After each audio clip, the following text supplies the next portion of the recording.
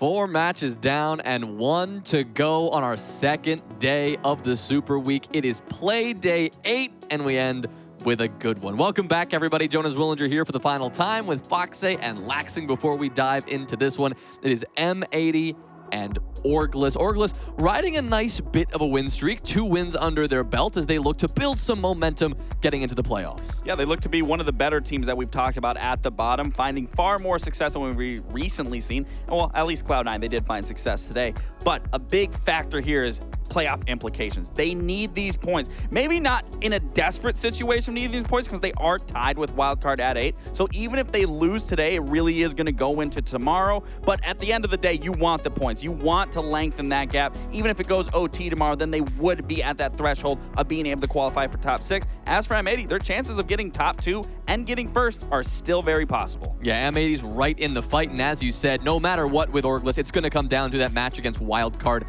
tomorrow, so that's a big one. On the M80 side of things, for the success this team has been having, Foxe, their biggest win of the season, fair to say, I think it came yesterday against SSG. Yeah, I mean, I think that is fair to say, and obviously we always look to M80, and they're always kind of up and down. Consistency has always been a problem, but the consistency this time around is under a different metric. It's not because they just aren't putting up to expectations. It's the fact that since Reload, they've completely changed the way that they want to be able to approach entrying, and that's something that we've been able to see them struggle with, but they've been able to find some success. They went from being a primary aggressive entry system with, Gavin and Gunnar on the Ashe, on the Dokkaebi, on the, essentially those operators that can just headhunt. Now they've changed so that everybody's playing more utility-based operators, essentially setting up and then going for the attacks. We mentioned Gavin and Gunnar. Part of the reason this M80 team has been trending up in recent play days, especially yesterday, they were on a tear. I mean, they were 2 of the biggest reasons on why M80 was able to come out of the win, just because of how important they were for setting up that utility, especially against an aggressive team. You see why this utility-based siege is so important, because they're still entering like normal, playing a little safer, but they have the utility to set up the gridlocks, the bees, the nomad jabs, just because they can set it up, because they know that a team like SSG or aggressive teams will play reactively, try to go for those flanks, try to go for those pushes. And once the utility's all set up, that's when you can see Gavin and Gunnar unleashed, go for those entry picks that we would normally see on Ashe. But now they just have a little bit more setup at the start. You could see, Gavin being on the gridlock and obviously Gunnar being on the Grim. So exactly what we'd like to see from them. They've been doing it very well. And continuing to trend upward, as we said, a big reason for that M80 success. On the other hand, right, one blemish on that record has been maybe the direction that Kino has been going. I mean, you never like to single a specific player out, but over the last few days, his performance has left a little bit to be desired. Yeah, he's been put in a position where a lot of the utility-based operators, he's no longer taking. Since Hot and Cold joining, he's no longer playing the shield. So he's trying to find his footing on this roster. And obviously, as you saw throughout the stage, M80's had ups and downs. Some players underperforming and then turning up. And that's what we saw Gunnar and Gavin essentially be the reason why they won against SSG yesterday. Now it's Kino's time. He's the last remaining member that just hasn't found his footing yet. Obviously, when your entries are doing so good, as a support player, you're not going to be necessarily getting a bunch of the kills. But if we can just see him just feel a little bit more comfortable in this new system, M80 not only can make that run for top 2, but look that much stronger going into playoffs. Well, they can get a win over Orgless today, and it would really help solidify their position. And again, great momentum going into that playoff week. But Orgless are riding some momentum of their own, 2 wins in a row. And in the battle of the young teams yesterday against Envy, they came out on top. Yeah, hope is a very scary thing to instill into a team that has been at the bottom, and they are finding success. And we talked to Fens after his win yesterday, and he was the MVP. He talked about bleeding picks has been an issue, but it's the constant reps and the not trolling in scrims. And I think that's something that we've been hearing specifically coming out of Packer, calling out some teams saying to stop trolling in scrims, start playing like you need to. And Fens has definitely recognized that. And even in yesterday's performance, we hyped up that match saying, Envy, Orgless, this is going to be a game that was going to be neck and neck. It was the total opposite. If anything, Orgless was the one who looked far more impressive and was actually taking from each and every single game and applying it into their match. Well, they were in control. There were some moments where, you see it, locked and loaded really showing their prowess against Envy. Yeah, and these attacks, I mean, this was the first time where we truly could get behind Orgless and say, wow, that was an impressive take. There was prep that went into it. They executed flawlessly. And then in this round, for a Garage Raptor take, again, Orgless has struggled with the basics, which is why we have to highlight the basics, because they're doing it now as a team, and they're doing it so in sync and being so flawless in these moments. And then we get into the last round. This was really defining for me, because when you're a brand new team, something that I see struggle most with T2 is just the inability to stop moving, to understand we don't need to get aggressive. Let's play our position. Let's close out the game in the fashion it needs to be closed out, and this is exactly what they do. It gets hectic in the beginning, but then they get the man advantage. It falls into that 3v1. Everyone is sitting still because all they need to do is wait for the enemy to walk into their line of sight, close out the round, get it done convincingly. That is what they done, and I do believe this is off the backing of hope. Yeah, patience is a virtue, and obviously to see them slowly improve and finally realize in the areas where they need to get aggressive, but also where they can rally it in, especially a team that we've been talking about doesn't have much veteran leadership. So it's all about improving, but we need to be able to see that much more effort because they don't have the experience behind them. So being disciplined, especially in these moments when they know they're going to win, it's the first step in the right direction. They have 2 wins behind them. Obviously, I mean, we'd look at this maybe a couple weeks ago and think M80 was going to run away with it, but I would like to say that the way Orgless has been playing, it'll be a lot closer in the server than it is on paper. Momentum is a big deal, especially so close to playoffs in Orgless. They'll be looking to harness that. As far as map pick goes, this is definitely something that Orgless are going to want to be very careful of. You guys have been critical of that coordination, of them getting through the basics. A lot of these maps, you're going to really have to be neat and tidy. I think if you're M80, you're really going to get rid of basics here. You are going to want to limit test your opponent and really bring it to them and try to expose gaps on certain maps. So I have no doubt seeing Clubhouse already being removed makes sense. Ending on Cafe, this is an interesting one. M80 is expanding their pool. If I'm not mistaken, correct me if I'm wrong, they are the only team currently that has now a 6-map pool that has been shown so far throughout this stage. Whereas for Orgless, they have already played this. They lost it to Oxygen, and I believe it was a 7-5, so it wasn't the best, wasn't the worst game. But again, what we saw from the previous, which game was it? Where, I'm blanking here. It's been a long day. Regardless, what I'm looking at M80 to go for here is exposing those gaps, understanding where Orgless went wrong against Oxygen and really exploiting them. And again, for Orgless, they need to be better. They need to be consistent. We need to see the performance from their Envy match be displayed here where they were playing together. They were cohesive on their attacks. They understood the priority and the necessities to get to the end goal. That's where it's really going to start for me when it comes to Orgless. What I want to see from M80 is not them just trying to win 1v1s and trample over Orgless, because that's not what they've been practicing for. And when you get to playoffs, if you're playing against a weaker team, there's not going to be really weaker teams in playoffs. Especially in a best of 3. Exactly. Yes. So you're not going to be able to just get away with bullying out another team. Yes, they have amazing players, but I really like the fundamentals and the groundworks that they're building with this new ideology, utility-based siege, being able to play off of each other. The way that they beat SSG was focusing on the team play. I need to see them keep that going into this Orgless game, because yes, M80 should be the favorites going into it, but if we see them just abandon it like they did against Cruelty and not show respect to a weaker team, yes, they may still win, but obviously it just goes with the discipline. We're talking about Orgless needing more discipline and them not having veteran leadership. M80 has the most veteran leadership, Hot and Cold and Fabian. If they don't have the discipline displayed here, obviously it just doesn't bode well for the practice and the effort that they've put into changing since losing to Cruelty. Sounds like you think M80 are going to win this one. I do think M80 is going to win this one. Obviously, they're the favorites. They've been playing really great, and their matchup against SSG proved it, but that's because they showed respect to SSG. I am going to go with LFO, and I need to connect the dots. It was the Wildcard versus Envy game. Wildcard exploited all of Envy. I am looking for M80 to do that, but I am also looking for Orgless to reenact what happened, but change the flow of things. Maybe bring a different operator. So I'm going to go with Orgless just to change things up. All right, changing it up over here. Let's see if Orgless can keep up that momentum. Cloud9 and Wildcard watching this one very closely, as will we. M80 and Orgless starts now. I want to say that M80 should walk away with this, Jesse, but M80 has proven time and time again that they can be their own worst enemies than their actual enemies. In this case, it would be LFO/Orgless, a team that under not ideal circumstances lost their org and representation moments before the NAL started. I will say, I have nothing but the utmost respect for these players and this team because they have persevered despite being fed some pretty awful circumstances. Do you think they have what it takes to overcome M80 today, though, Jesse? That's the question.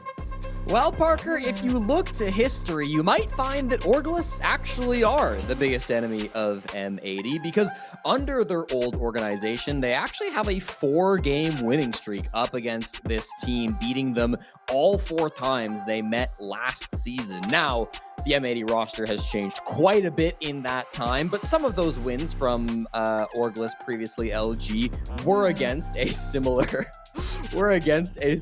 lineup to what we see in the server now. Fens with an interesting proposal, saying that if Orgless win, they swap orbs. I'm not sure M80 will take that, but you never know. Add a little spice to the game, could be interesting. No, I do think Orgless are capable of winning this game. You know, they've been on the up and up. They have had success over the last couple of days, and the desk have really highlighted just how much better Orgless look now compared to at the start of the season. So this is, I think, going to be closer than a lot of people expect. Orgless have been firing really, really well over the last couple of matches, and M80, you know, it feels like any game they could end up losing. Yeah. I mean, it's so tough for a team that has effectively won a major, right? Because while M80 hasn't themselves, 4/5 of this roster did back in Manchester under the Beast Coast name, which then merged with Cloud9, albeit briefly, then was either fully cannibalized or spun off, and now it's just Cloud9 again, which has a completely different team here in the league. But yeah, I mean, you've moved Spirits off, you've brought in Kino. This is still a major winning squad effectively, but sometimes they seem to struggle under some mysterious weight, whereas Orgless has honestly beat my expectations. On paper, I had this team in the bottom 2, maybe bottom 3 of the region, and there's still time for them to finish there, but with the way they've played lately, it sure seems like they're not going to end up in that position. So kudos to them for that. M80 should, on paper, beat them. But you don't play games on paper, you play them in the server.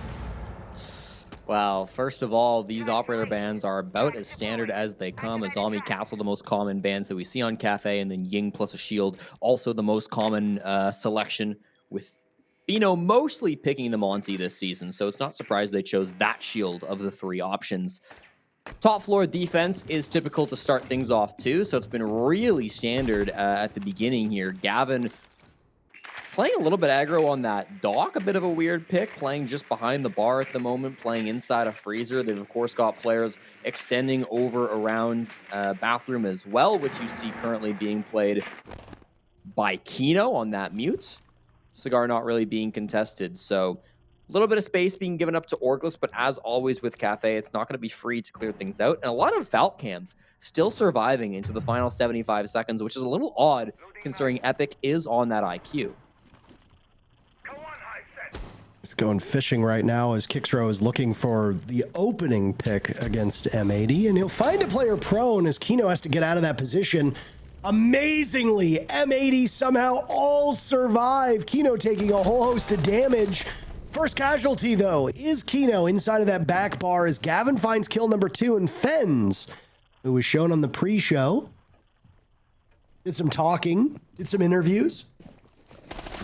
Now he's got to make his voice loud and heard in the server, and he won't be able to get the job done. M80 very swiftly sending this Orgless team back out the windows that they came into that top floor cafe through. Big opening pick from Gunner. You wouldn't have caught it as the opening pick because we had so many kills right at the same time, but Gunner inside a cocktail found Bino on rappel on the White Hall window, and that's important for 2 big reasons. One, because Bino had the defuse kit, so even if M80 hadn't followed up that with 2 more frags immediately after, I think they still would have been in a strong enough position to close out the round. But 2, because it continues the trend of Bino not having a lot of success so far on the attacking side for Orgless. Thus far through the North America League, he has averaged just 1 attacking kill per game.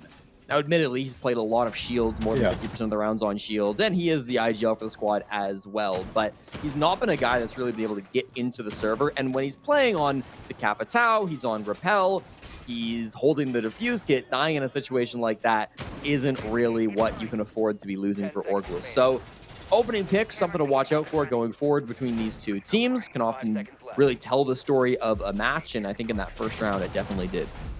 Attackers are moving out to locate a bomb and defuse it. I expect you to perform like a well-tuned engine. We talked about map stats heading into today, and I want to take a moment to talk about Cafe Dostoevsky. It's a cold map, Jesse. It's based in Russia. It also happens to be far and away the most played map in North America. With the start of this first round that had just played, that was the 91st round of Cafe Dostoevsky. The map that's in second is Consulate, a full 21 rounds behind it. I also said this same stat about Lair. Lair is now in third. It was in third at the time, but Lair has 59.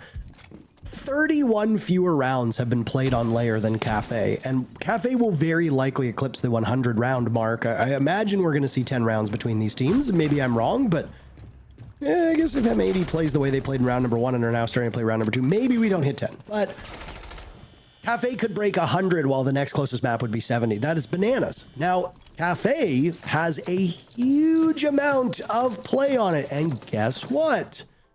It is very attacker-sided. Almost 60% of all of those rounds played have been won by the attackers. If Orgless cannot run up the numbers here on attack, they're in deep trouble. Back-to-back opening deaths from Dino outside the building with defuse kit. Again, hard support players, we don't expect them to get kills, but you can't be dying first outside with kit. It wastes so much time, and Eddie has to go get that. Now they're in a 4v5. Air jabs won't be able to place other than, I believe, the one that he had placed before he went down. Lot of camera information, too, from M80 with the bulletproof, but also, of course, those Valk cams, which still seem to be quite strong. A lot of them surviving into the final 75 seconds once again. The kills continue to rain in. Betrayed one apiece. Gavin, who had a double kill that ended up being, I believe, a triple kill in the previous round, got on the board this time. He's silenced. Diffuser will drop now, too. And that diffuser that was shown off by the observers has been picked back up by Eddie. That's epic to find yet another. My goodness, M80 just giving him tons of free picks. Down goes Fens. It's Epic and Eddie as the last two alive in a collision course with Gunner and Houghton. Houghton trading out some of his HP to find his second kill in a row. And Eddie, with a very excited look on his face, will try to steer his team away from the rocky shores of M80. Doesn't have a ton of information, so he'll just go for the plan, isolating that rotate through fireplace. Houghton and Gunner will approach Eddie, peeling off of the defuse kit, as he heard their elephant-like stomps as they approach the bomb site. He's very worried about somebody over towards red, but bullets had whizzed by him in the other direction. Gunner and Hot and Cold are giving him nothing at the moment. They will just sit patiently as time looks to run out, and there's no way for Eddie to get the objective planted. And with it, M80 will persevere and then win, with the time on their side.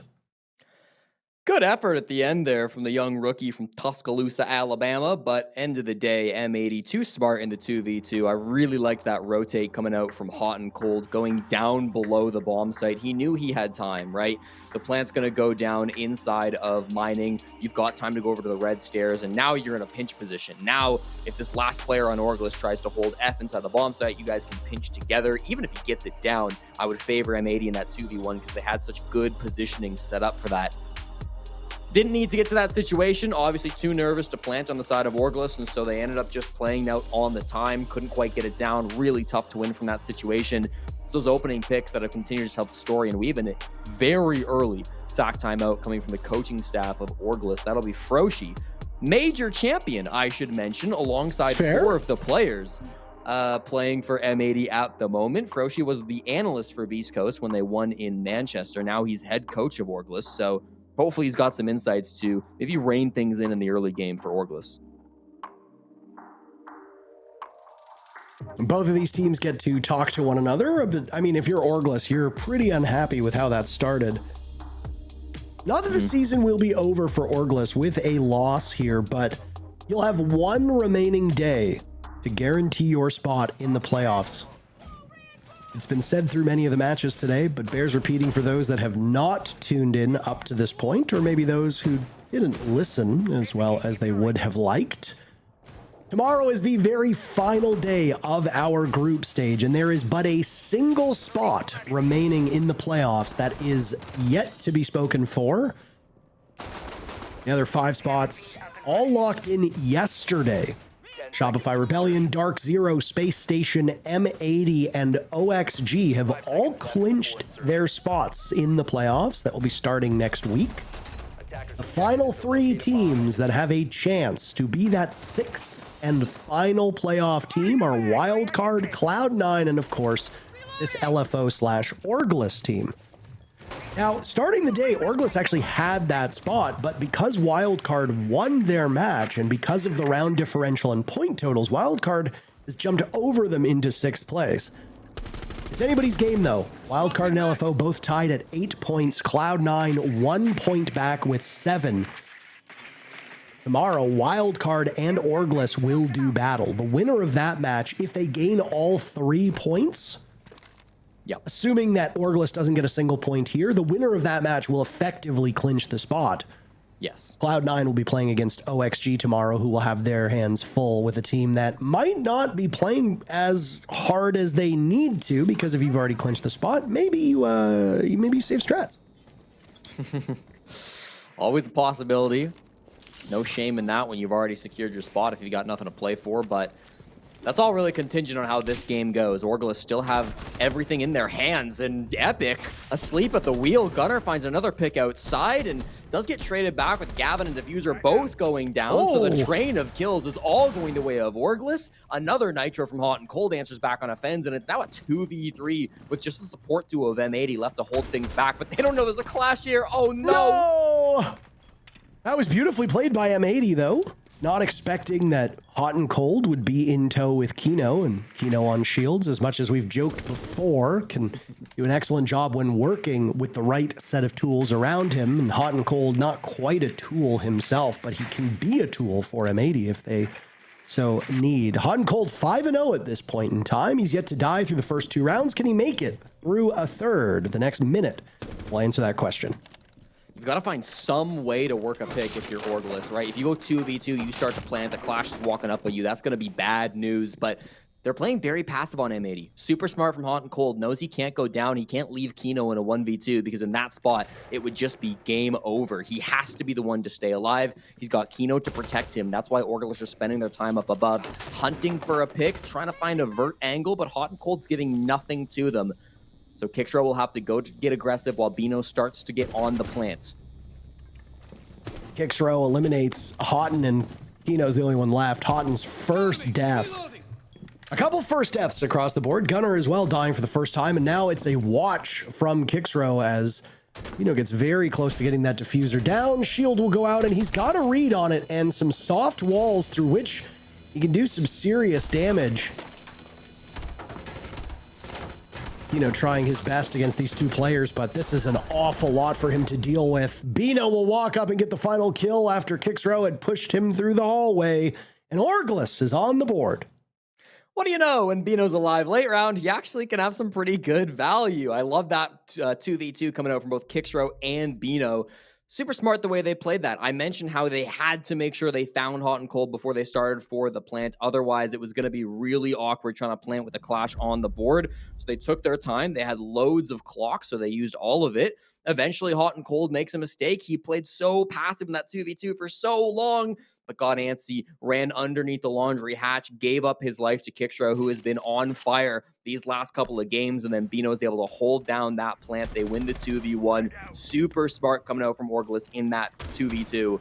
Was a 3v2, I suppose. Almost got a freebie onto the Clash there. If you're Eddie, that could have been an immediately round over, but made it a bit harder on themselves without able to get that frag. It's okay, though. They're on the board. 1 round in the first quarter. I think you're happy with that. You can go through the bans. The Valkyrie makes a lot of sense given how much value it was giving to M80 the last couple of rounds. And then the Blackbeard continue to take shields away from Bino, as that is his bread and butter.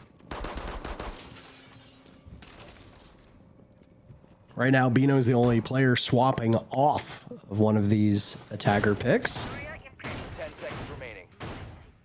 You don't need to be worried about flank watch if you got a gridlock on the board. 5 seconds left. Capital provides a ton of value on a map like Cafe, and We try to sprinkle in general Siege knowledge for the average viewer that is somewhat independent of the pro scene. Yeah, if you play at any rank below, say, Champ, a lot of the things that you see in pro play won't apply to your elo. And I'm not saying that as an insult. Neither Jesse or I are champion level players because our job is not to be good at the game in game. Our job is to be good at talking about the game. So if you're somebody who plays at, say, even like a diamond level or below, or an emerald level or below, or something along those lines, there's a lot you can take from pro play, but try to employ it somewhat selfishly. Capitao is a great operator if you just want to be selfish. You can smoke for yourself, you can flame off angles if you want to take a certain point in a map, or a part in the map where somebody might be, but you also gain extraordinary value for an operator like Capitao at just about any elo. If you duo queue, you play Capitao, you can smoke off or fire off an area that your duo can then take full advantage of. There's a number of operators like this in the game, but I find that when I play ranked, I don't see an awful lot of Capitao, and yet when you find somebody who knows how to play that operator, you can do some serious damage. So if you, like some of the other casuals that are watching right now, don't play Capitao, maybe try picking them up in a couple of your games. Look at on this top floor too. We saw it be used in the first round to clear players out of bathroom. That was Kino that was previously playing there, and he's playing it again, this time on the Clash. I think it was Mute last time he was here. They can use that once again, get on the window, burn out the washroom's position, get a bit of space. That'd be huge for their team, but that is also where Bino died last time, so he's got to be careful with when he's using that utility. Sitting on the roof at the moment, could also just use those fire grenades through the skylight, another place that we commonly see them get used. Still on the roof, 60 seconds still on the clock. This has been a slow round from Orgless as they've had to talk about what they might want to do. Not really getting much space at all, even into Cigar. Kickstar the only one in the building, and Hot and Cold out of the building as he just hops into the arms of Eddie.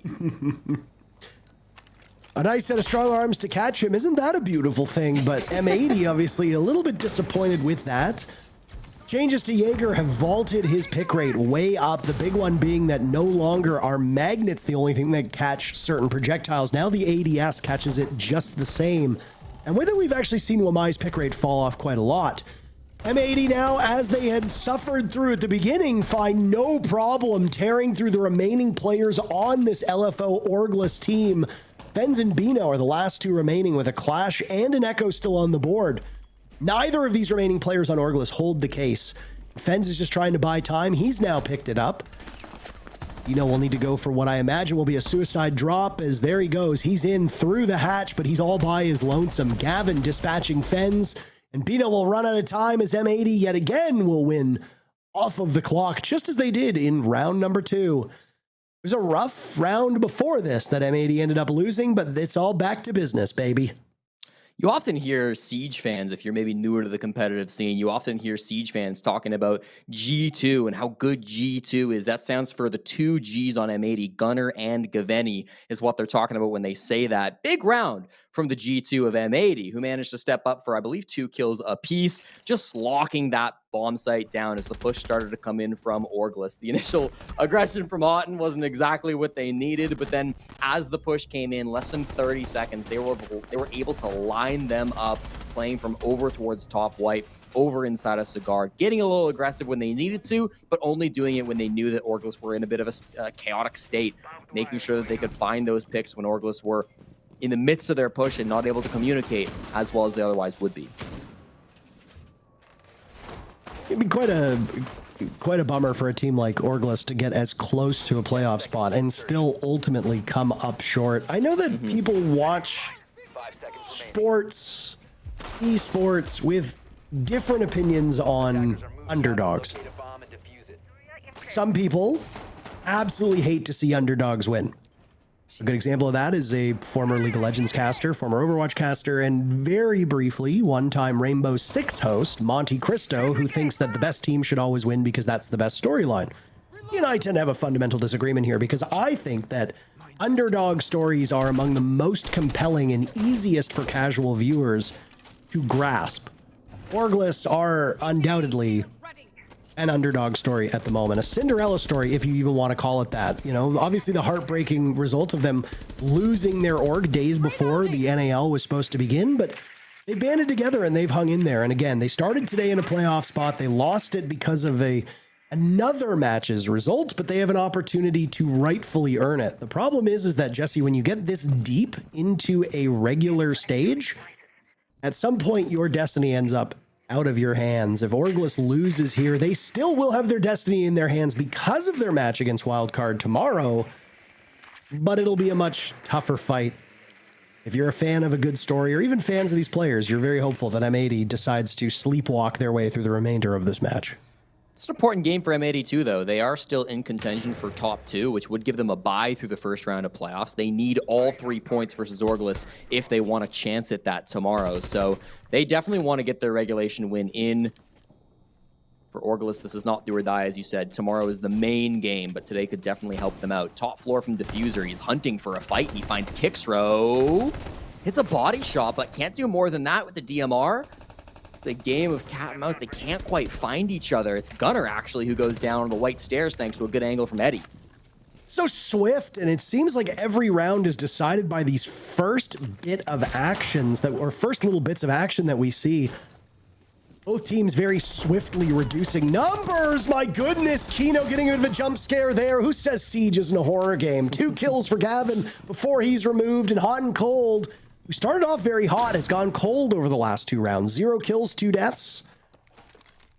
The target-rich environment in front of him. 3 players from Orgless, all waiting for the Hot and Cold special. That said, Orgless does tend to play quite well and very effectively together, so I don't imagine they're going to give individual fights to Houghton. They're going to have to work together to narrow him down, and there we go. Fends from above, all the other 2 players on his team, pushing through the mid-floor, puts Hot and Cold in a bit of a bind. And the vertical presence from Orgless secure them yet another round. Still a lead for M80, but it's close. Good ram play by Fens. That was a dangerous situation with the defuse clock. Less than 30 seconds to go to get that plant on the ground. And up against Hot and Cold, the #1 most clutch player in the North America League. He's won 57% of his clutch opportunities. The only North American batting above 500 on that stat line. So always dangerous to go into a 1vx up against Houghton. They used the vertical pressure well. I think if they hadn't gotten that pick, if they'd gone to just go for a plant, could have gotten a little hairy. You never know where Houghton's going to walk to in that situation. So didn't get down to the desperate spot that it could have been, but nice from Orgless to clean that up. They've now been able to string together a couple of rounds. It's only down to a 3-2. If they get a 3-3 split on Cafe, they'll be feeling pretty happy. This is an attacker-sided map. We said this back in round number 2, and it needs to be said yet again. Orgless right now is just unfortunately running behind the numbers, and there's no real opportunity for them to make it up. Now, again, just because it is an attacker-sided map does not mean that there won't be outliers. We've seen defender-sided cafes before. It happens. Is Orgless the team to do that? I think it's too soon to tell. Let's wait until we get into rounds 1 or 2 of the second half before we can really weigh in. But I will say, there have been great looks from Orgless here. The rounds they've won, they have looked very dominant, Jesse. The problem is the rounds they've lost, they have not looked great. So it's almost like this feast or famine style of victory. They either win and they win big, or they lose and they lose big. They're not clawing their way through scrappy rounds. M80 will demolish them on entry very quickly as M80 just sits there and waits, and it's either a lack of information or improper usage of their utility, and Orgless just falls one by one by one. Or they use their gadgetry great, get tons of intel, and they stomp M80 on the entry. Final round for Orgless to show which side of the coin they'll be moving on to in the second half. Just disrespectful from Gunner. He does get droned and gets out with his life, so no harm, no foul on that. I would argue Orgless have been looking a lot better since that attack timeout from Throshi. It didn't immediately result in round wins, but it was good enough to kind of get the ball rolling. Some of the basic mistakes that Orgless were making are no longer happening since round 2, so you got to give some credit there. Looking for a pickup on the top floor, though, still. Eddie up above on this scrim. Kixrow as well. There's not really targets to find, though. Every player on M80 has actually gone back down to the bottom floor, which has made things a little bit more difficult. Fens has been in such a powerful spot up here on Rams, and every round that Fens has been allowed to exert his influence over that top floor has paid off extremely well for Orgless. So If he can continue to stay in this office above and nobody from M80 is recalled to do a late flank, then things will look really well for Orgless over the next minute. Well, it's going to be tough to see what comes through with it. 5v5 as we get to this position. Hot and cold down below on the pulse could be a huge issue. He's the only C4 that hasn't been detonated so far, but that could be the one that matters. This clock has been very low for Orgless on multiple of their pushes. If Houghton has read into that, then it could be massive. There are almost no spots to plant on these sites where you can't get blown up by a nitro. There are some, but they're very tough to get to. The trepidation now on the side of Orgless just to get into the building. You got to go through a window at some point. Kino with the very first kill of his stage, or of this match in this stage. Fens picks him off immediately. So only one for the support player on the side of M80. Gunner takes down Fens. Again, Fens has been such a powerful part of these pushes for Orgless, but is his job done? Gavin attempting to get close to the bomb site. Now Bino is carte blanche to walk right in while Epic should be able to cover him. Eddie is the one factor that we have to account for. Time is running out, and now Epic will grab the diffuser. Eddie covering. Gunner and diffuser last two alive. Eddie to the right. Diffuser desperate to stop it, but he won't get it done. Gunner attempting to retake, but Eddie shuts him down. And the first half will be tied between these two teams. Call him Ed and Eddie. That 3K coming in huge from the former captain of Orgless. Now, of course, able to focus on the frags. The plant coverage had to be perfect in that round, and it was perfectly done by Eddie. The way he was able to watch out for his plant coverage. They did lose Bino. Bino went down trying to get to that plant spot, but there was another player right next to him to pick it back up, get back into the spot inside of mining where he needed to be, and then wow, Eddie hit every shot that he needed to. I wish we got that fully from his POV. He might post it on Twitter or something later, because that had to be clean coming out from his side.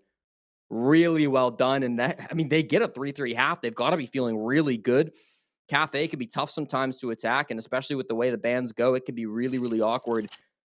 M80 also not banning out some of those powerful operators on defense. Usually you're looking at Mira, you're looking at Azami as the two best ops on this map, but they go for Castle and Clash instead. So an opportunity now for Orgless. If they can get a win against M80, they are looking really good to start making playoffs.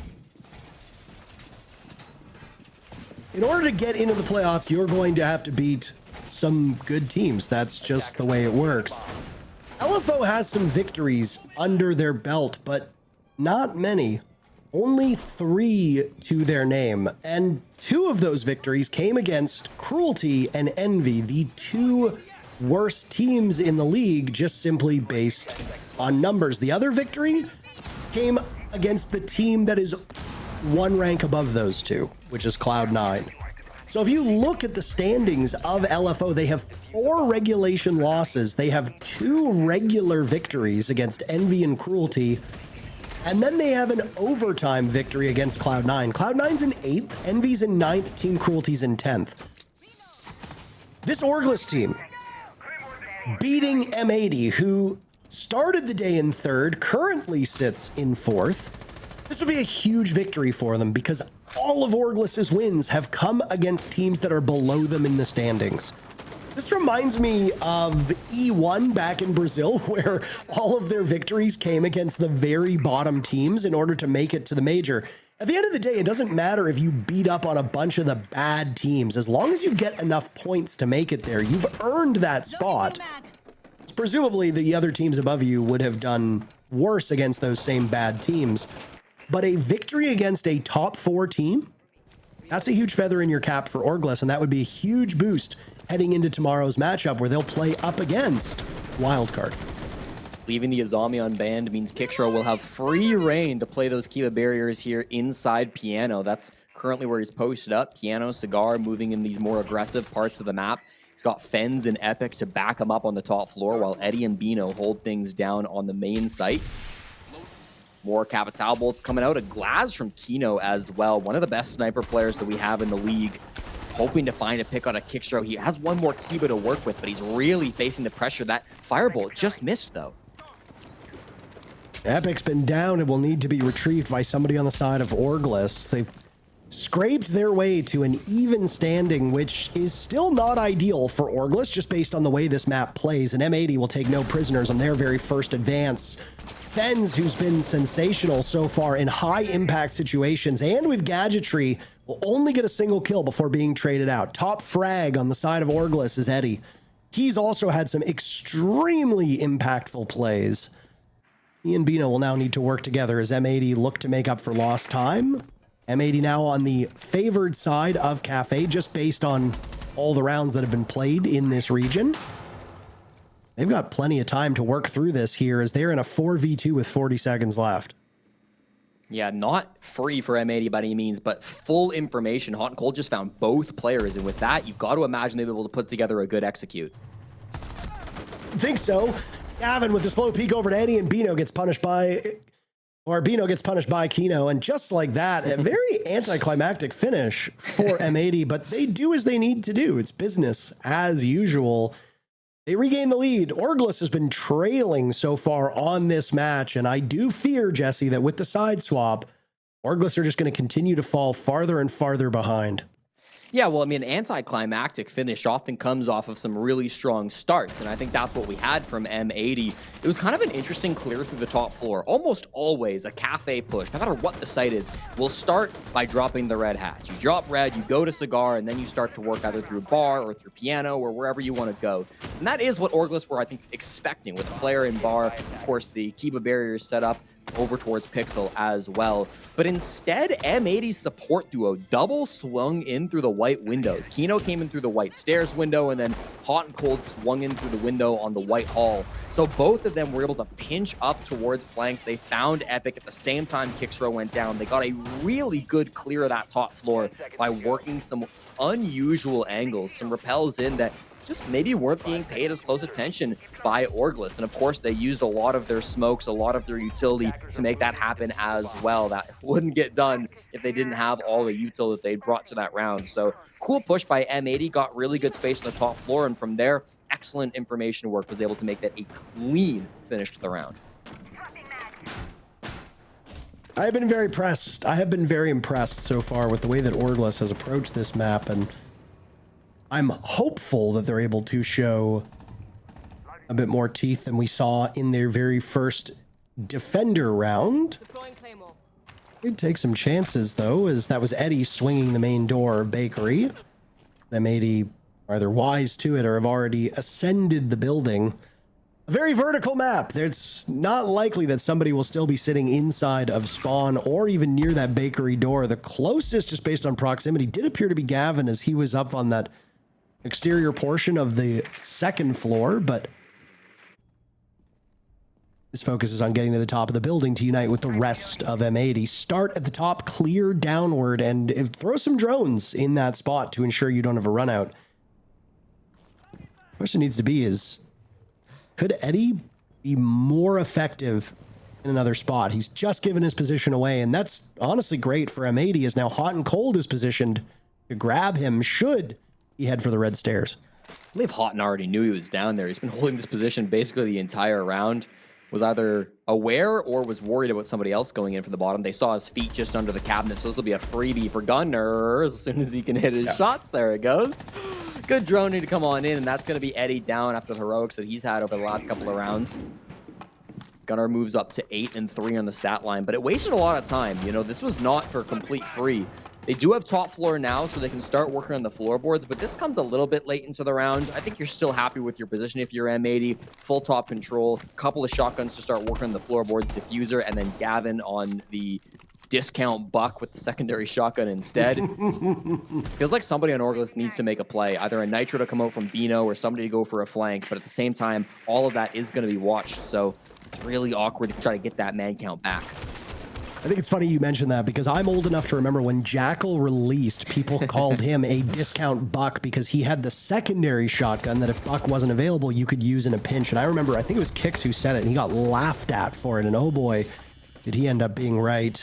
Fighting will break out on both sides of this bout, with the numbers staying even. That was Epic and Fens getting on the board. Diffuser going down in the hands of Gunner as Gavin and Hot and Cold will watch through that amidst the Capitao smoke. Look at that. Great way for Gunnar to conceal himself. Gunnar with only 3 deaths through 8 rounds at this point. A very impressive number. Epic and Fens now trying to take from above. A great shot by Fens, continuing his hard work, finding kill number 7. He'll reposition over towards red stairs. Epic as well with one. And suddenly it's hot and cold in a 1v1. Sidearm out. Fens goes down. Epic will now be on the hunt, but he has to watch that clock. He'll hop on the defuse kit. He's not faking it. Houghton will drop, and Epic has now baited him into an engagement where Houghton will sit and wait. Epic will carry through. Hot and cold, almost bottling the recoil, but he gets it in the end and drags the cursor down to give the round to M80. They pick up yet another as they are skating towards victory. I told you earlier about how good Hot and Cold is in the clutch. Again, the only player in the entire North America League averaging a more than 50% success rate in their clutch situations. Hot and Cold might have lost the one earlier, but he won't lose the 1v2. Excellent positioning, and I really like the way Orgless played that. They always had a good opportunity because there's so many ways to deal with that player outside the mining window. You know, you can jump out on that guy. You can swing him on the window, which is exactly what we saw Epic doing to be able to get that pick onto the player outside. But in the end, it just didn't seem to matter. When you're going against one of the GOATs, it is so hard to contend with him. So Hot and Cold brings M80 ever closer to those 3 points that they need in order to maintain a top 2 spot. Orgless yet to find an answer on their defense. This will be the last round in the 3rd quarter before they get a ban. Feels like they're a little bit desperate to get this one. They go to the bottom floor to try to make it happen. 5 seconds left. Been enjoying today's games quite a lot, to be honest. And you know, people might have written off this Orgless M80 matchup, especially since it's at the tail end of the day, but this is a far more competitive game than seems to meet the eye. Orgless has been quite a surprise so far this stage. There's a bunch of unknowns when we headed into the North America League here in 2025. To me, the big question mark would be, how does Cruelty look, given that they came from a completely different region? That was question number 1, but how would this LFO Orgless team rebound after suffering through, you know, external circumstances that had nothing to do with the rest of the team? And how would a lot of these players who don't have experience at a tier 1 level mesh? I had the same question about Envy, and I honestly thought on paper Envy would be a better team. Boy, was I wrong. But again, we can just speculate. So far, the bait clear is going really well for M80. They got the wall open what they wanted to. I like this Surya gate because it keeps the player inside of Bake a little bit more protected. They use the Rauer, though, and they just jump Kino inside the smoke, hunting for the player behind Bake. Ben's not even aware of what's going on. Kino walks all the way deep and finds his pick onto the bakery player. Still able to use these smokes. Excellent use of the Rauer from Diffuser, let him get in, but he loses it to a headshot from Bino. Now things are starting to get spicy. Ah, the old Kino Bino adversary that we see happen from time to time. Kino showing off why he gets put on shields from time to time. Gavin and Diffuser now with their backs against the wall in a really tough spot. And they've got a read on Kixrow's position inside a coat check, but they cannot allow themselves to get mobbed by the rest of these players. Bino gets very, very aggressive as an Echo, taking the fight right to Bakery. And now it's Diffuser all alone. Orgless poised for a round of revenge. Diffuser having a very poor game in that round. It will only get worse. Bino technically credited with the final kill, but Diffuser goes down. Doesn't matter who gets it. Orgless 1 round away from tying things up. Hot and Cold was the opening death in that round for M80. He died outside the building with Diffuse Kit, something that I mentioned when it happened to Bino, so I gotta mention it when it happens to Hot and Cold as well. It was a spawn peek from top floor. Eddie playing Tuberal DMR got the pick onto Houghton, which started off the man advantage for Orgless. I liked what M80 were doing. This Rora strategy has become very common for bakery pushes on Cafe. It's honestly brought bakery pushes kind of back into the meta, as it used to be a lot of top-down takes picks that we'd see on Cafe bottom floor. Thought it was executed really well with the Glass going in from Kino and then the Aurora strat from Diffuser. Unfortunately, the headshot kind of went Kino's way and he ended up dying there, and then the man count never really got any better. Big pick on a gunner from Kicksrow too. So it's those early picks that start to define the round. I said that in the early part of this game too. Orgless went down 2-1. They battled back to a 3-3 half. They then go down 5-4. And they're hoping to battle back once again.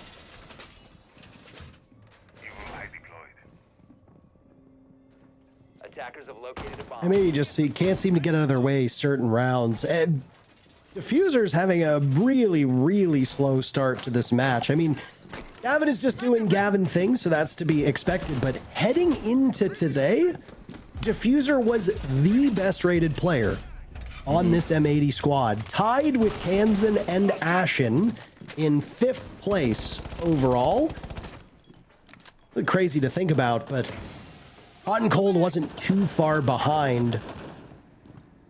Gavin and Kino are actually tied as the lowest rated players on M80, just below a 1. They're sitting at a 0.98, which is still a pretty good number to be had. If the lowest ranked player on your team is having a rating of 0.98, I'd say that's pretty decent. Obviously, you can't say the same for this LFO Orgless squad. The highest rated player on the team is Fens. Fens, Kicksrow, and Eddie are all above Kino and Gavin. Epic and Bino towards the bottom. Bino, though, is on support, so we expect Bino to be doing poorly. But I mean, look at this.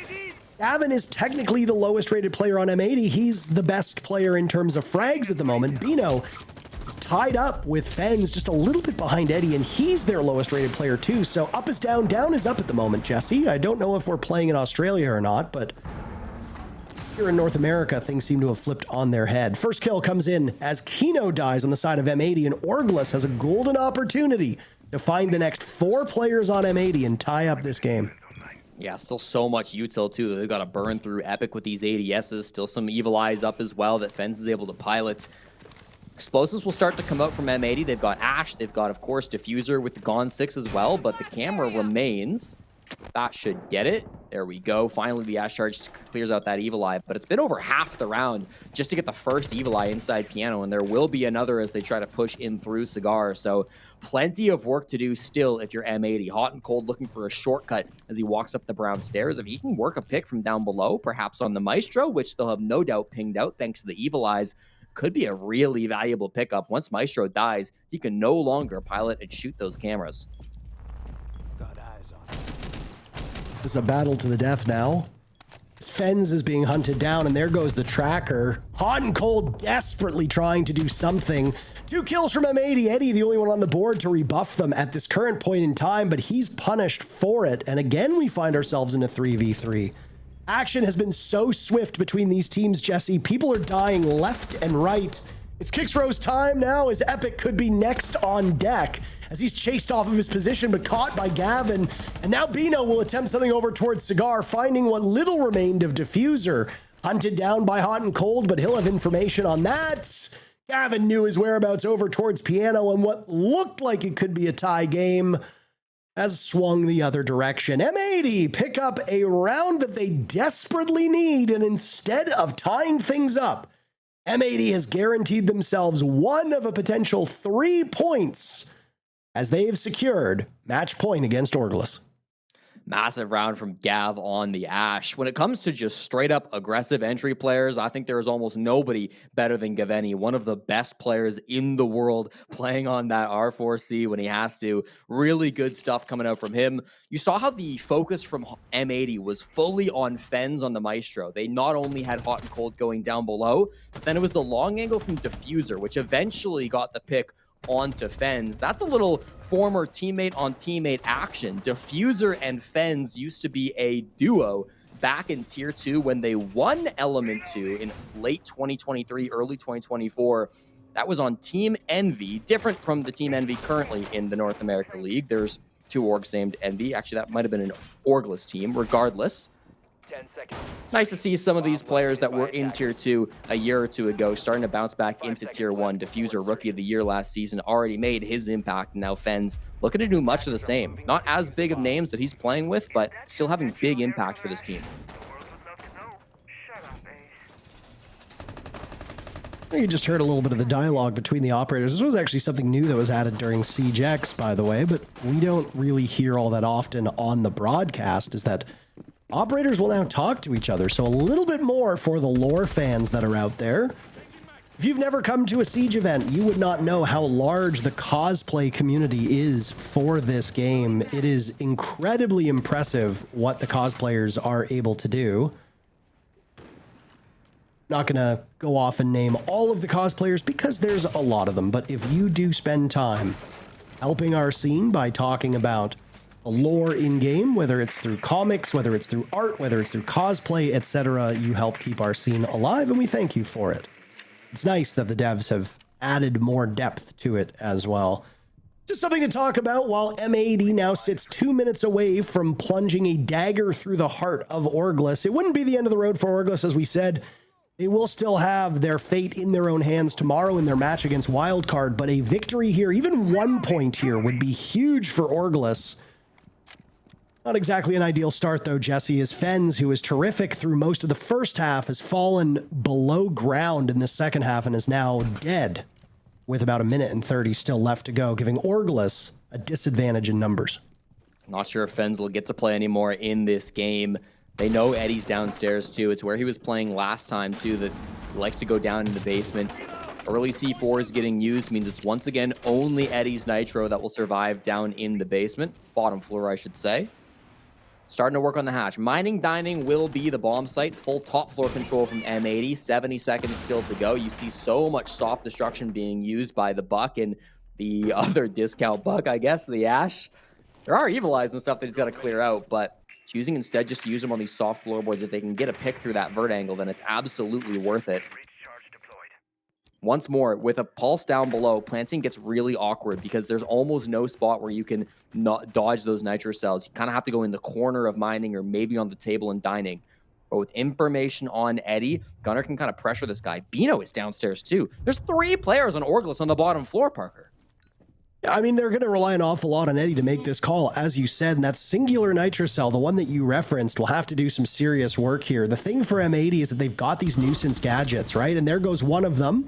Gunnar will use his logic bomb. They'll find Epic's position based on him killing one of those players. Kickthrow slaughtering Gavin.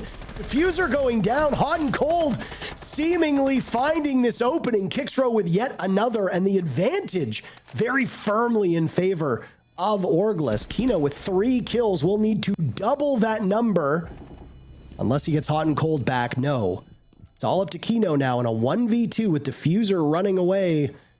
He is the intel. He's got the bomb site and he's got the angle. Kino, stop moving. Stop moving. Let them come to you, Kino.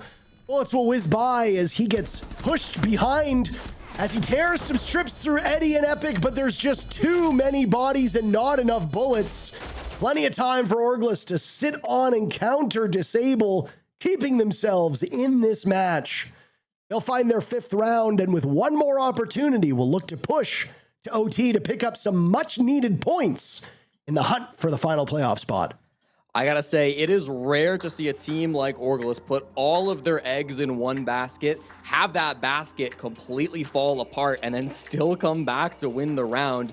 They were playing Protect the President. They had 4 players out of 4 on the bottom floor while that plant was going down. They relied entirely on Eddie's Nitro Cell to deny that plant, and he didn't. No matter what they were trying to find, Hot and Cold got the defuse kit down, but in the meantime, Kickthrow got away with a pick on the Gavin. Looked like they couldn't find a frag with Diffuser as well, who ended up trading 1 for 1 as he killed Bino, then died himself. Houghton went down early in that round too. Well, after the post plant, I should say, early in the post plant. So they pull it back. The 2 E's of Orgless, Epic and Eddie, combining to make that clutch happen. Awkward round, not necessarily how you expected it to go if you're an Orgless fan, but it goes your way nonetheless, and it forces the tactical timeout, Fabian, to have a conversation with M80, try to get them back on track. Once again, getting all 3 points here is critical if M80 want to have a chance at getting that bye round through the first round of playoffs. We haven't really spent a lot of time talking about the playoff implications at the top of the standings because we've been so fixated on this Orgless run. M80 still have 6 points on the board that could, in theory, push them ahead of Dark Zero. Now, things would get obviously very complicated here based on the round differential. Right now, Dark Zero's round differential is a plus 24 at this current point in time. Jesse, I know you're the math guy, but explain to me how M80 can still technically finish second. M80 win right here. They're at a +2, so they go 9 up to 11. Suppose they win 7-0 tomorrow. That'll be 11 plus 7 is going to be up to 18. And then if Dark Zero gets 7-0'd, then they're down to what? Then they're down to 17. They're in the teens. Yeah, so they're below by 1. So it is still winnable for M80. It's going to require some miraculous play. But again, they play Dark Zero tomorrow. It'll be M80 DZ. Sorry, it's DZ SSG. It might be a little tougher then. But still possible for M80 if they can win this 7-5. They would have much preferred a better round diff, but the math says it's good. It's possible. And the math, you're correct. The math would basically be M80 would need to either 7-0 or 7-1 Shopify Rebellion, and then DZ SSG would have to 7-0 or 7-1 them. You cannot bleed more than one round. If M80 7-0 Shopify Rebellion and DZ lose 1-7 to SSG, there is a chance that M80 finishes second, but I mean, I'm not a betting guy. It's but looking good for Dark Zero, okay? Yeah, if you're a betting person, you're not picking a flyer on that one thinking, okay, M80's just got a 7-0, the only undefeated team at this point, and then DZ needs to win 1 round or less against SSG, and maybe there's a shot. The calculus essentially was M80 would have needed to blow out Orgless today and then blow out Shopify Rebellion tomorrow and then rely on DZ losing. Also, DZ would have had to lose bigger today against Shopify Rebellion. Basically, everything that needed to happen for M80 today has not happened. In fact, quite the opposite. DZ were relatively competitive against Shopify Rebellion, and M80 have been bled dry by Orgless to this point. A spirited effort from Orgless, and still the potential for them to pick up 2 points. They just need to win this round and then persevere in OT. But to get there, 5 kills for Orgless need to be found. They've started off by taking care of Kino, but Fens is now down for the count. Another nade will sail in. This might find Fens in his position. Yes, he's unable to crawl away from that blast. So the advantage that was there for Orgless is very limited. Eddie's above somehow. He might be finding Gunner on the vert angle. At the same time, though, it's not going to help Bino, who's working his way out of this situation. Got the defuse kit down, but traded by Gaveni. Brings it to a 3v3. Again, 2 players, 1 from each side up above, and then 4 here on the bomb site. It'll be 2 very isolated fights. Looks like Gunner is aware that Eddie's up top, but Gunner's got multiple objectives. Looks the wrong way, and Eddie finds the pick. Now it's not only man advantage, but also positioning. And Diffuser getting shot to death by Eddie from above, and Epic will join in. Both of these teams will secure a point. For M80, that is devastating and should at this point shut the door on them tying Dark Zero in second place. Obviously, numbers are something that we don't do live. But based on the numbers, Jesse, this should guarantee Dark Zero a second place finish. That'll clinch them and Shopify Rebellion at the top. We'll await word from the admins just based on the numbers, but in order for M80 to finish second, they would have needed all 6 points. They will not be able to get that. At best, they will get 5, which would be 2 today and 3 tomorrow, which would be 1 short of where DZ sits at the moment. This should secure Dark Zero's spot in second place, meaning that Shopify Rebellion and Dark Zero clinch those top 2 spots. They get buys in the playoffs. That means Space Station, M80, and OXG, and whatever last team will be involved in the first round of our playoffs next week. LFO have secured 1 point, so they now vault back up to 6th. That's where they started the day. They slipped down because Wildcard picked up points today. LFO with 9 points will now sit in 6th, and if they win in OT, that would be an additional point, putting them at 10. That would be huge against Wildcard, who they have to face off against tomorrow. Don't discount Cloud9, though. They play against OXG, but Cloud9 could still easily take that final spot too. What a comeback from Orgless though, Jesse, to push us to OT. We've gotten this game as far as it needed to go if you're DZ, but there's still plenty to play for if you're Orgless.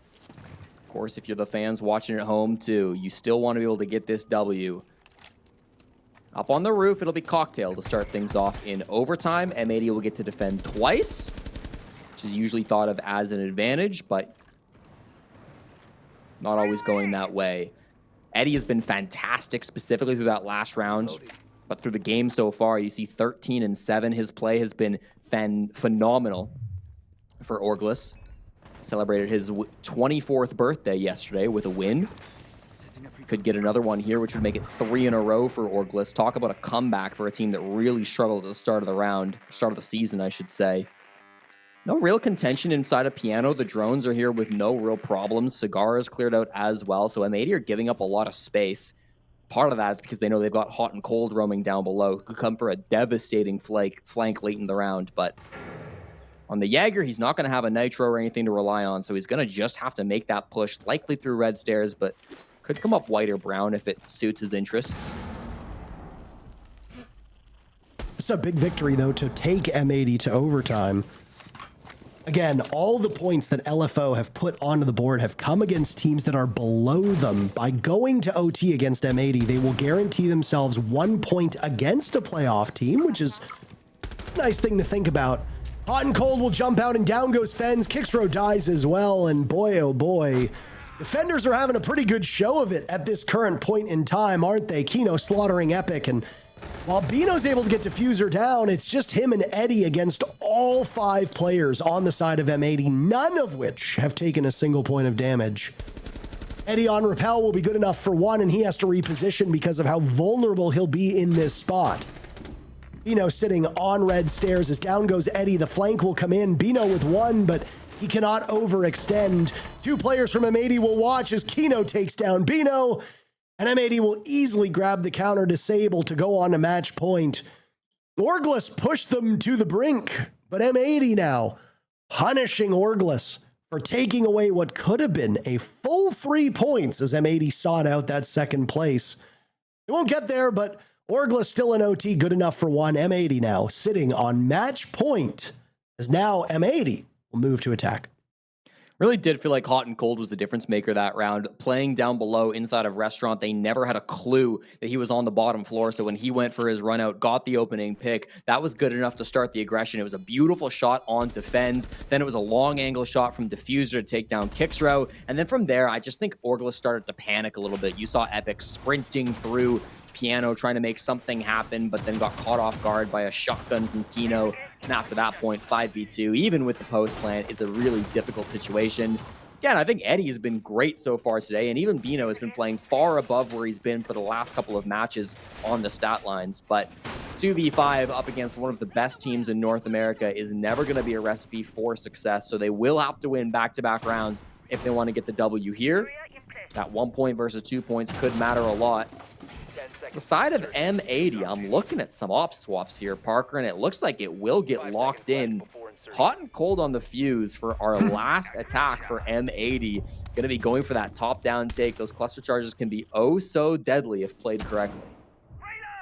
I mean, I look back to the, what was it, the Nighthaven Labs fuse that we saw, which was completely ineffective, and I do worry a little bit. But I mean, if anybody's going to be able to figure out how to use a fuse, I mean, I'm putting money on Matthew Stevens. Hot and Cold is not a player who's necessarily known for playing objective-heavy roles, but he's become quite experienced. There was a period of time where as he got older, he could put on Hard Breach, and then that very brief stint on Mirage, where he went back to fragging and suddenly became very highly sought after and has been doing quite well on a variety of roles ever since. He can flex, he can frag, he can support if need be. We'll see exactly what he's able to do on this fuse shield. Both Monty and Blitz are available, so he didn't have to stick this. But again, I think he wants the cluster charges for that top-down pressure. Every round, Orgless have been giving them these top 2 floors for free, so why not use it if you know you're going to get it? Early pick on Fens, too. Gunner just managed to find a pick onto the Kaid. Not sure exactly where that one went down, but that's going to be a massive one. That's a nitro off the board, of course, and those electric claws can no longer be replaced. So that's a big value pick. Fens also, at least at the start of this game, was finding a lot of good frags for Orgless. Slowed down a bit in the second half of this game, though. And again, it's been a rough go for Fens. We were talking about his impact that he had on that first half. He was huge for the success of Orgless. Don't quote me on this, but if memory serves correctly, Fens was 7-7 at one point, which means he's gone 0-6 since then, which is just the wrong side of this match. But with it, Orgless has still flourished. I mean, they're still winning rounds, even with him playing more objective, more utility, less fragging. Bino has picked it up. Eddie has continued to do well, and Epic has very quickly closed the gap on his own numbers, now getting to 8 and 10. Everybody on this Orgless squad, though, will have to pick up a little bit more weight than just moments before because of Fens dying. And for M80 to pull off this execute, they must be overjoyed at the fact that they have this advantage in numbers. They get the Sens wall the way they wanted it second time around. That gets them a successful drop into Freezer, but the plant is still not going to be easy. One more Nitro being held by Epic, and he's just inside of Whiskey. You hear the cacophony of explosions as Hot and Cold looks for an opening. Down goes Eddie, and I fear for Orgless. It's a rough spot to be in. They've got the Yokai drone still up. Bino needs to live to see the tail, but every single player on the side of Orgless is being fed to this meat grinder. The jig will be up in just a second, and you can see Bino disappointed as that Yokai is shot away at. They know exactly where the diffuser went down, and 4 players from M80 will all hunt for this final pick. Orgless desperately needed a win to stay in the playoff race. They're still in it, but they'll have to suffer through a matchup against Wildcard yesterday. 1 point for Orgless, 2 for M80, as M80's opportunity to finish second is all but gone, but they can still gain some very meaningful reps as they pick up a victory over Orgless today. They locked in their playoff spot yesterday, and M80 will be all smiles with that one. Diffuser happy with a win over his former Tier 2 teammate, and although M80 did get the W, I gotta say you're a happy team if you're Orgless. Still very much in the fight. You're gonna have a slight point advantage over Wildcard when you face them 4th game tomorrow. It's gonna be an exciting final day, Parker. Yeah, 5 more games to be played in the groups and 1 more playoff spot to be decided. Who will it be? We'll find out tomorrow. A short break, and then we'll come back with the closing of today's games.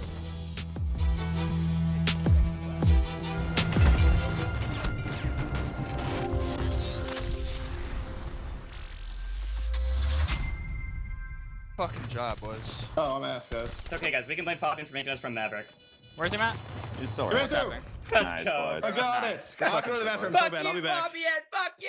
You guys are fucking terrible. How do you guys draw against these guys? That is so fucking pathetic. I'm gonna make you guys all have fucking homework.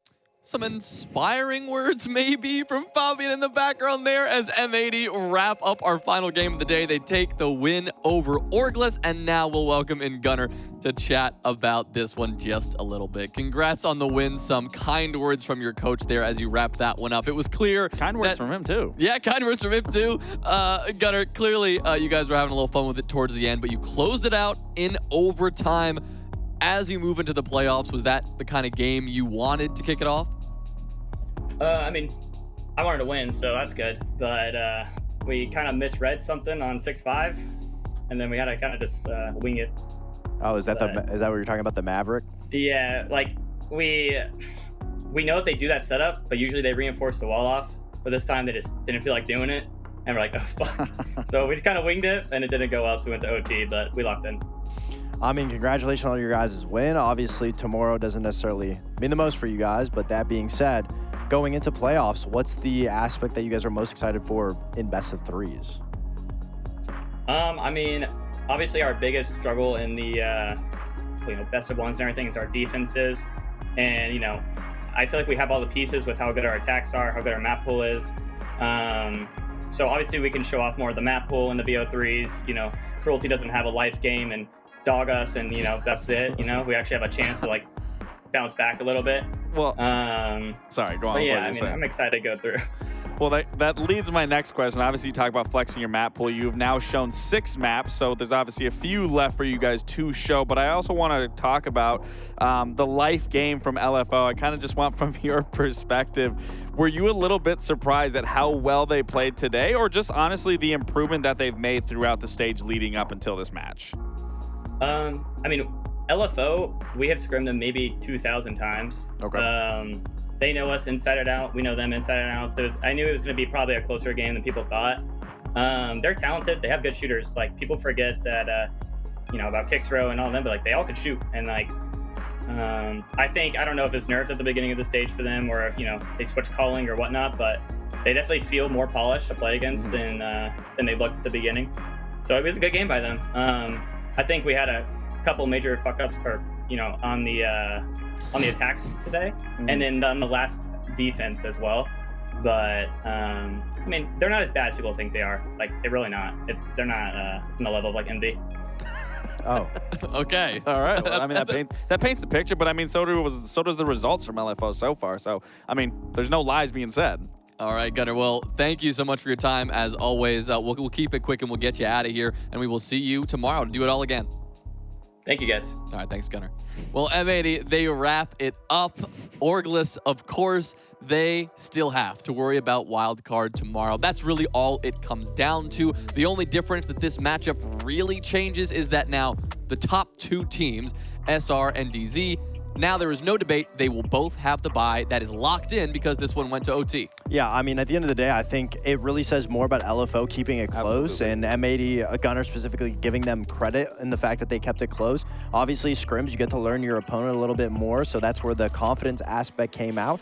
But obviously, getting a little bit more consistent from LFO is what we wanted to see.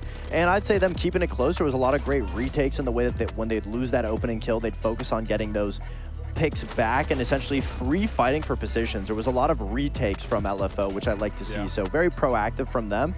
That being said, if anything, if you're wildcard watching this game, I wouldn't be too comfortable. It puts you in a situation where LFO just went up against M80. They looked pretty good. And if a couple things just went their way, they would have ended up winning this game and closing out your chances. So going into the matchup, can't think it's too much of an easy game. We talked about Gunnar and Gavin coming into this game, and Laxing, they were the top performers again. Great performance from them. Well, usually Fox is given like caster curse, as it gets said many times. Whenever he hypes up a player, talks about players, they always perform bad. This isn't the case now. Gavini and both Gunnar performing extremely well, and it's good to see because we haven't been able to talk about them too much in particular where we've talked about them in the past. And again, they've taken a little bit of step back in their roles, playing more passive roles, not being so aggressive like they typically have been. But this is what we need to see. We need to see life from that, especially going into the best threes, like Gunnar just said, this is where they're gunning for. They can show more of their map pool. They can show more of their hand in the best 3. And as we know, it's more important to find yourself in a best of 3, in a best of 1. The fact of the matter, you got through your best of 1. Now you get to focus on best of 3. It's very reactive gameplay Siege, which in a best of 3 only is that much more stabilized. Obviously, if you're just going into it like a previous M80 roster where you're just hoping to shoot your way out of problems, we've seen it. Sometimes it's hit or miss, but now it's a lot more well-rounded. And that being said, I mean, if Gunnar and Gavin are both doing well, it's a GG scenario. Get it? I can't. Get it? I get it. The G's in their name. GG. It works well. It works well. It's good. We'll bring that one out tomorrow as well. Well, that wraps up the day today. We'll give you the full picture if you missed any of the action. We saw some movement in terms of the playoffs. We saw some surprise, or at least better than expected performances. I think Orgless just now was a great example. But all the way back earlier today, 4 p.m., we started with Wildcard and Envy. And Laxing, really, it was kind of the tone setter for the day. We knew we'd see some movement in terms of the overall standings, and there it was again, Cloud9 staying alive with their win as well. Yeah, it was a statement match from Wildcard. As for Cloud9, it was really righting their wrongs from SR to Cruelty, where we did see a big difference, especially in some of those retakes or those post plants. I think were the biggest factors coming out of Cloud9 and fixing their mistakes. But I would say every game really delivered today on all fronts, regardless of the expectations that we have had on them. I mean, again, the Shopify versus Dark Zero, that was a very fun game. That was a chess match, like you said.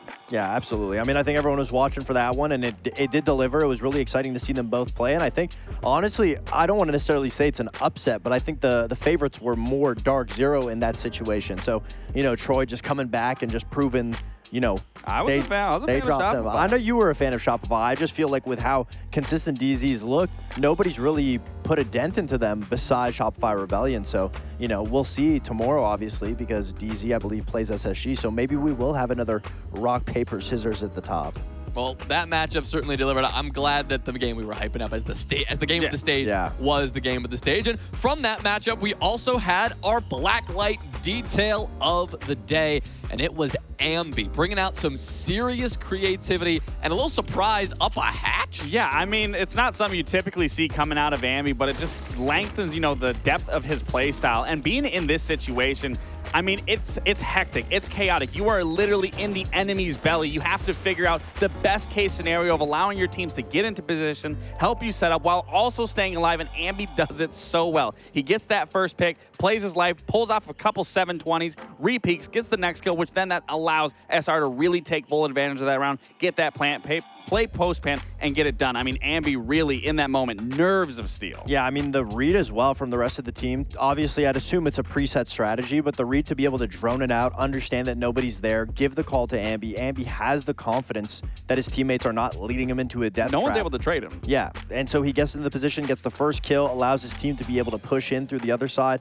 and then he just plays his life. He plays alive, and that's what I think since picking up Canadian, we've seen Ambi develop as a player because, you know, in previous years, I would imagine Ambi gets the first shotgun kill and is swinging into the site, but he stays, holds the position, waits for his teammates, and it just so happens somebody else crosses to try to trade him. He gets that second one. So it was really methodical play. Even though it seems very, you know, brazen and crazy, he had a whole game plan set up around him and executed it flawlessly. And not to mention that preset strategy, it's only as good as the team's ability to recognize that it's time to actually put that into action. So a big result there. And of course, as I said before, that locks in our top two at the top of the standings. That means that both Shopify Rebellion, now in the #1 spot, and Dark Zero, now moved down to #2, will have a bye round in the first round of the playoffs. At the moment, M80, Space Station, and Oxygen, as they were coming into the day, still locked into playoffs. Will not see any dramatic movement there.